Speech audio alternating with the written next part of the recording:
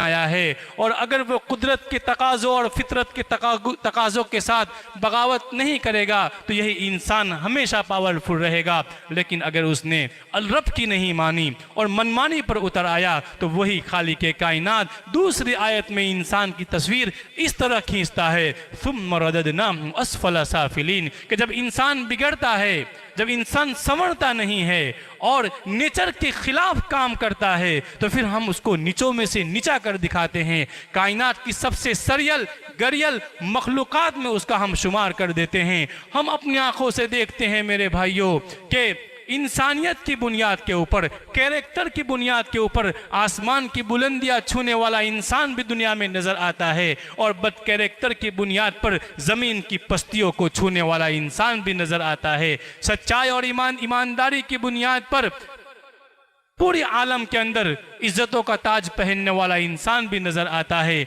और बेईमानी की बुनियाद पर मक्कार कहा जाने वाला इंसान भी नजर आता है। सच्चाई की बुनियाद पर अजमत आसमान को छूने वाला इंसान भी दुनिया में मौजूद है और झूठ की बुनियाद पर नीचता की मंजिलों से गुजरने वाला इंसान भी दुनिया में मौजूद है।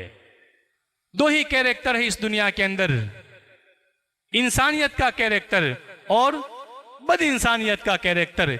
इंसानियत और आदमियत का कैरेक्टर इंसान को जन्नत में पहुंचाने की अलामत है और इंसानियत को खोज का मंजर दिखलाने की अलामत इंसान को जहन्नम का मुसाफिर बना देने की निशानदेही है मेरे भाइयों।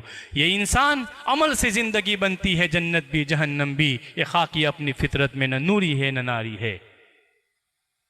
अगर घटे तो फ़कत मुश्ते खाक है इंसान और बढ़े तो वुसात अफलाक में समा न सके।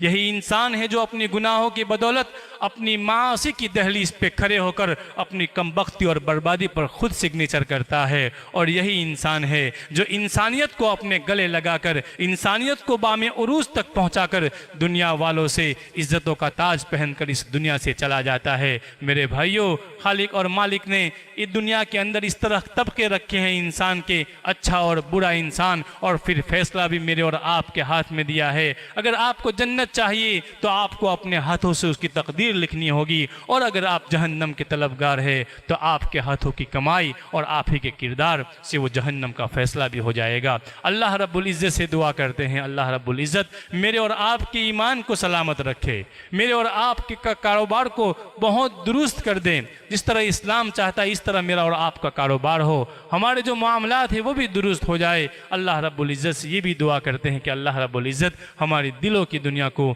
वैरान होने से बचाकर आबाद से आबाद तरीन कर दे।